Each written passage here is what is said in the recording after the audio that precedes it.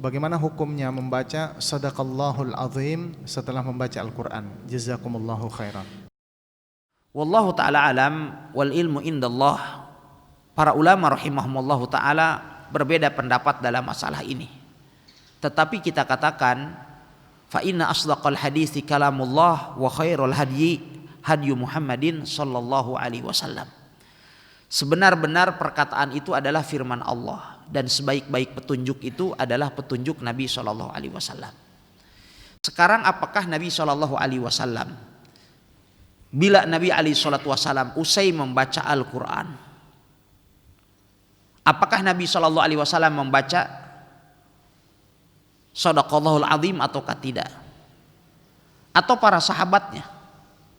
Apakah setiap usai membaca Al-Quran mereka mengucapkan Shadaqallahul Azim ataukah tidak? Kita lihat misalnya salah satu contoh adalah Abdullah ibn Mas'ud radhiyallahu ta'ala anhu. Ketika dipanggil oleh Nabi alaihi salatu wasallam, Rasulullah SAW beliau bersabda kepada Abdullah bin Mas'ud, "Ya ibn Mas'ud, iqra alayya Al-Quran." Wahai ibnu Mas'ud, tolong bacakan Al-Quran di hadapanku. Saat itu Abdullah ibn Mas'ud tentu merasa kata orang Jawa keder, ya, merasa gugup gitu. Bagaimana tidak beliau disuruh membaca Al-Quran di hadapan Rasulullah gitu.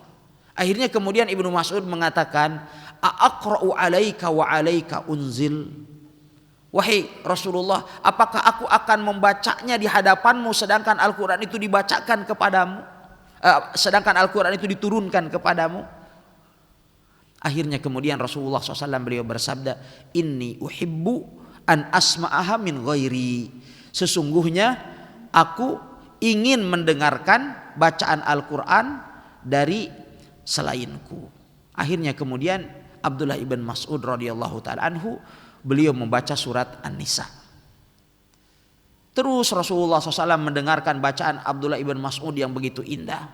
Sampai ketika Abdullah ibn Mas'ud membaca firman Allah Subhanahu wa taala, "Fa kaifa idza ji'na bika ya bisyahid wa ji'na bika ala haula'i syahida." Ya. Bagaimana keadaanmu nanti ketika engkau didatangkan sebagai fa kaifa idza ji'na min kulli ummatin bisyahid. Bagaimanakah keadaanmu nanti jikalau kepada setiap umat itu didatangkan seorang saksi dan engkau dijadikan sebagai saksi bagi mereka pada hari kiamat kelak. Tiba-tiba kemudian Rasulullah SAW beliau bersabda kepada Abdullah ibn Mas'ud, "Hasbuk." Cukuplah, hasbuk, hasbuk. Abdullah ibn Mas'ud radhiyallahu ta'ala anhu kemudian beliau melihat ke wajah Nabi alaihi salatu wasallam ketika Rasul mengatakan cukup, cukup. Saat itu kemudian Abdullah bin Mas'ud mengatakan, "Fa idza ainahu tadrifan." Tiba-tiba aku melihat kedua mata Rasul SAW itu berlinang.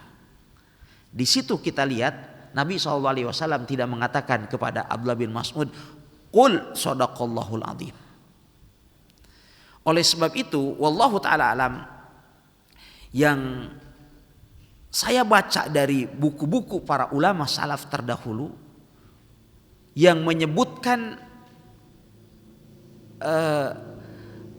disyariatkannya atau dianjurkannya kita untuk membaca Shadaqallahul Azim dari ulama terdahulu, yang paling terdahulu itu adalah Al-Imam Al-Qurtubi rahimahullahu ta'ala di dalam tafsir Al-Jami' li Ahkamil Quran di muqaddimah. Ya, di bagian pembukaan beliau menyebutkan tentang adab-adab membaca Al-Quran. Kemudian di antara poin yang beliau sebutkan di situ adalah ayyata'azzam bi kalamillah azza wajalla. Hendaklah dia mengagungkan firman Allah Subhanahu wa taala bila dia usai membaca Al-Quran sehingga mengucapkan shadaqallahul azim. Sebelum itu saya belum mendapatkan ada ulama yang disebutkan bahwa